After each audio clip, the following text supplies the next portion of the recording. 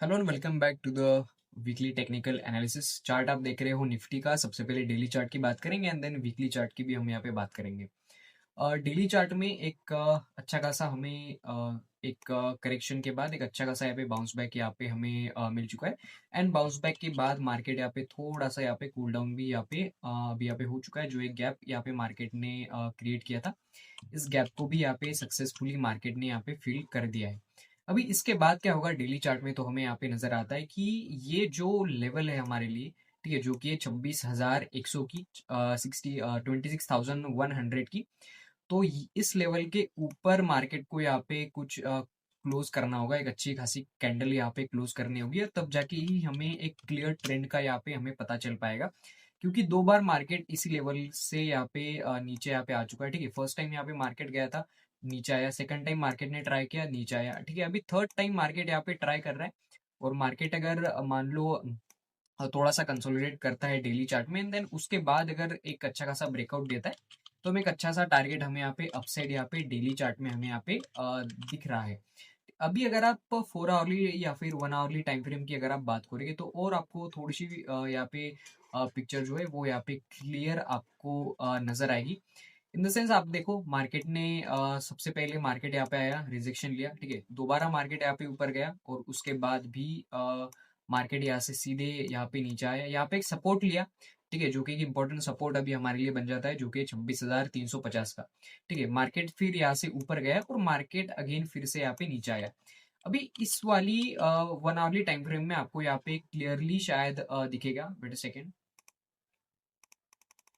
ठीक है, क्लियरली अभी आपको यहाँ पे दिखेगा कि एक ट्रेंड, ठीक है, मार्केट यहाँ से ऊपर जा रहा था। ठीक है, मार्केट ने यहाँ से रिजेक्शन लिया, मार्केट यहाँ पे गैप डाउन ओपन हुआ था, रिजेक्शन लिया मार्केट ने, यहाँ पे ऊपर गया, और ऊपर जाके अगेन एक 1 आवर में एक इंडिसीजन कैंडल यहाँ पे बनी, और मार्केट सीधे यहाँ पे नीचे आया। ठीक है, नीचे आने के बाद दूसरे दिन मार्केट सीधे यहाँ पे गैप डाउन यहाँ पे ओपन होता है, और गैप डाउन ओपन होने के बाद मार्केट ऊपर जाता है, इस वाले गैप को यहाँ पे फिल करता है, और गैप फिल करने के बाद फिर से यहाँ पे नीचे आता है, और नीचे आने के बाद फिर से यहाँ पे मार्केट ऊपर जाता है। अभी ये स्ट्रक्चर जो बनता है ना, ये बहुत बढ़िया स्ट्रक्चर बनता है, क्योंकि 1 आवरली अगर आप ये कैंडल देखोगे तो ये करीब 75 पॉइंट्स की कैंडल थी।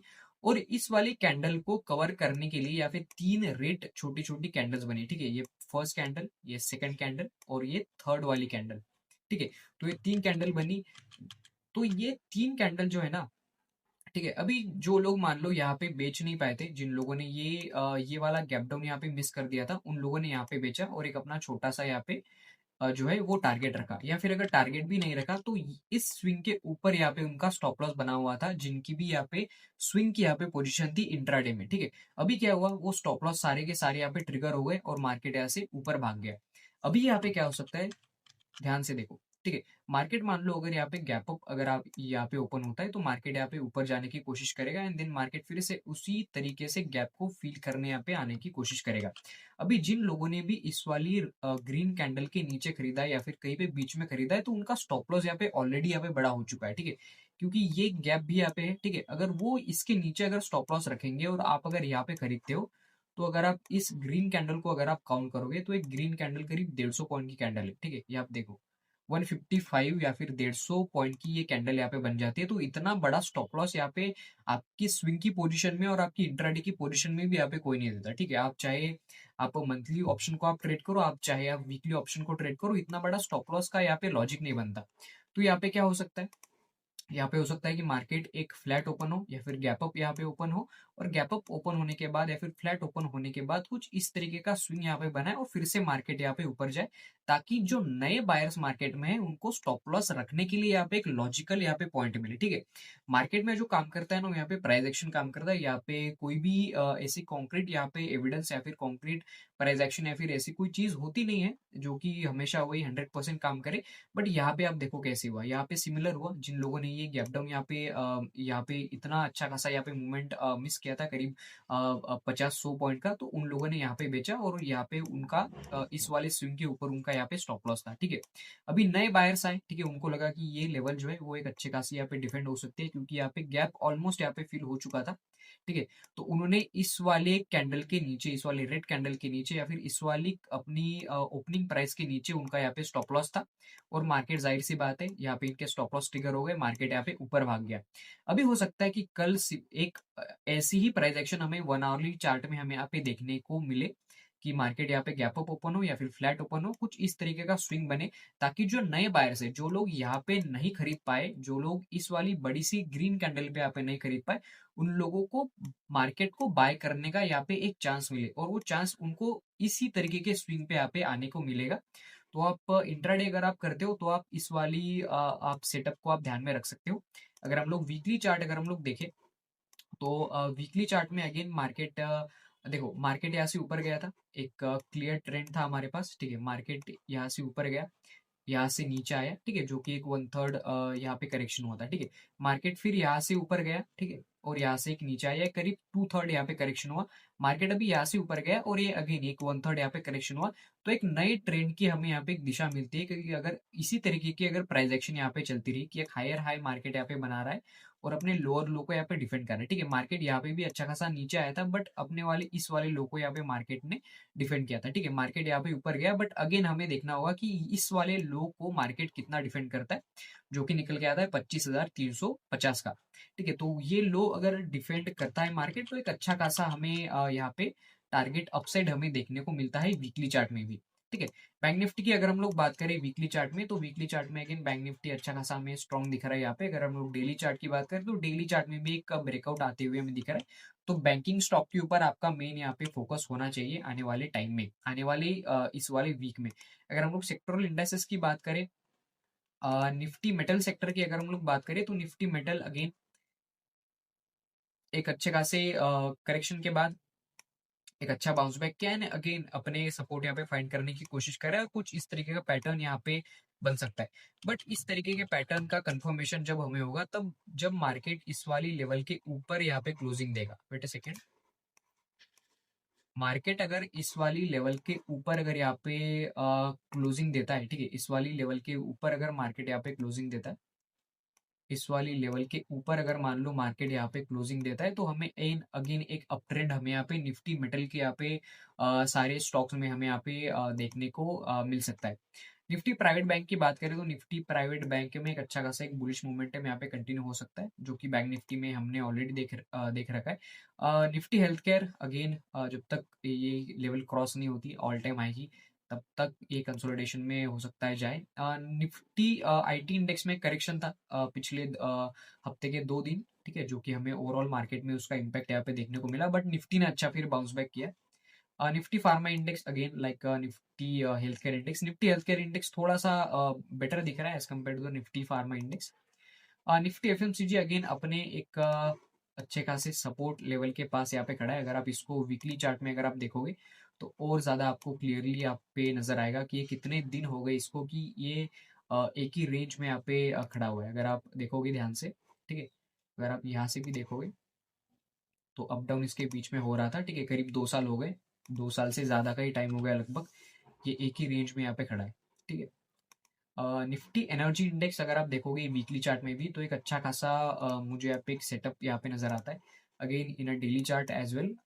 बट फिर भी हमें इस वाली लेवल का यहाँ पे वेट करना होगा कि एक अच्छी खासी क्लोजिंग इस लेवल पे दे दे और देन उसके बाद एक रीटेस्ट के बाद हम ट्राई करेंगे कि निफ्टी एनर्जी के स्टॉक में हो सकता है हमें कुछ अच्छे स्टॉक यहाँ पे ट्रेड करने के लिए मिल जाए।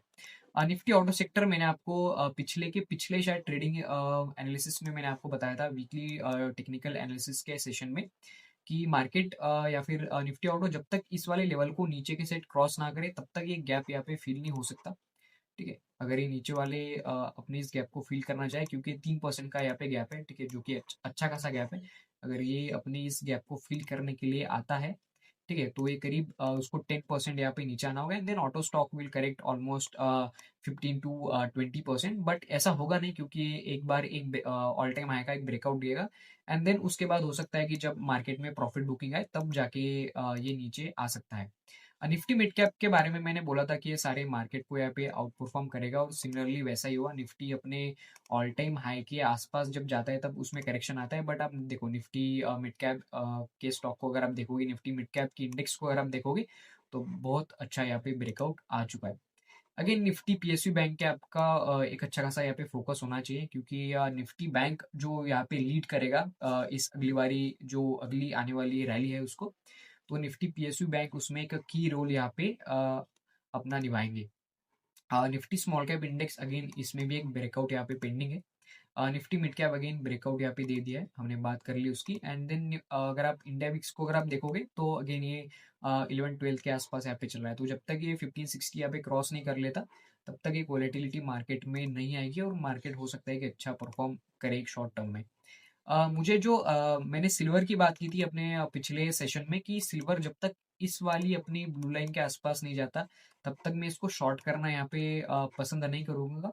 ठीक है, मार्केट इस वाली ब्लू लाइन के ऊपर यहाँ पे उसने क्लोजिंग दे दी थी, बट इन अगेन अगर आप देखोगे तो यहाँ पे कितने पॉइंट्स हमें मिले अगर हम लोग ओपनिंग और क्लोजिंग बेसिस की अगर हम लोग बात करें।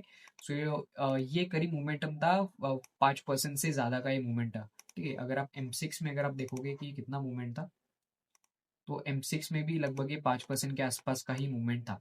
ठीक है, तो एक और अच्छा खासा टारगेट हमें यहाँ पे मिल सकता है अगर आप डेली चार्ट की बात करो तो। डेली चार्ट में और अगर आप 4 आवरली या फिर आवरली चार्ट की अगर भी आप बात करोगे, ठीक है, 4 आवरली चार्ट की भी अगर आप बात करोगे तो सिमिलर सेटअप जो हमने निफ्टी में देखा था 1 आवरली चार्ट में, तो आपको वही दिखता है कि एक स्विंग था। ठीक है, अभी मार्केट नीचे आया, एक अगेन एक स्विंग बनाया, यहाँ पे उन्होंने अपने स्टॉप लॉस ट्रेल किए होंगे जिन लोगों ने भी सिल्वर को यहाँ पे शॉर्ट किया होगा। एंड देन मार्केट अगेन यहाँ पे नीचे आया। तो जब तक ये वाला स्विंग यहाँ पे क्रॉस नहीं होता तब तक एक बाइंग हैपनिंग यहाँ पे नहीं होगी। ठीक है, बाइंग के ऑर्डर्स यहाँ पे ट्रिगर नहीं होंगे, अपनी शॉर्ट पोजीशंस यहाँ पे नहीं कटेंगी जब तक ये वाला स्विंग यहाँ पे सिल्वर में क्रॉस नहीं होता। ठीक है, तो जब तक ये स्विंग क्रॉस नहीं होता तब तक कोई भी बुलिश पोजीशन यहाँ पे नहीं बन सकती। ठीक है, क्योंकि सिल्वर अगेन वापस अपने उसी पॉइंट पे आ चुका है जैसे इसने करेक्शन यहाँ पे स्टार्ट किया था। तो हो सकता है कि एक लोअर लो फॉर्मेशन हमें यहाँ पे दिखाई दे। ठीक है, क्योंकि मार्केट यहाँ पे वन साइड रैली गई थी 5% 6% की, उसके बाद करेक्शन आया। ठीक है, लोअर लो बना और हो सकता है कि कुछ इस तरीके के लोअर लोज हमें यहाँ पे कंटिन्यू होते हुए दिखे आने वाले कुछ टाइम तक, या फिर अगेन एक कंसोलिडेशन में यहाँ पे चला जाए। ठीक है, गोल्ड में एक अच्छी खासी यहाँ पे रैली भी आई थी और रैली के बाद यहाँ पे गोल्ड करेक्ट हुआ था। और वो करेक्ट देखो, ठीक है, रैली जब आई, ये आप 4 आवरली आप टाइम फ्रेम देख रहे हो। ठीक है, रैली आने में आप देखो मार्केट ऊपर गया, कंसोलिडेट हुआ, ठीक है, अगेन रैली, ठीक है, बट ये जब गिरा ना तब ये 2-4 कैंडल में ही यहाँ पे पूरा धाराशायी हो गया नीचे। तो गोल्ड में भी हो सकता है कि एक अगेन इसके ऊपर ही यहाँ पे बाइंग आएगी। जब तक गोल्ड इसके ऊपर नहीं जाता तब तक ये सेल ऑन राइज का यहाँ पे सिनेरियो यहाँ पे बन चुका है। जब तक ये इस वाले अपनी लेवल पे नहीं आता तब तक कोई खरीदने का यहाँ पे मौका गोल्ड में तो एटलीस्ट नहीं बनता। ओके, तो ये था आज के वीकेंड टेक्निकल सेशन में। अगर आपको वीडियो पसंद आए तो आप वीडियो को लाइक कर सकते हो और चैनल को सब्सक्राइब कर सकते हो। Thank you so much.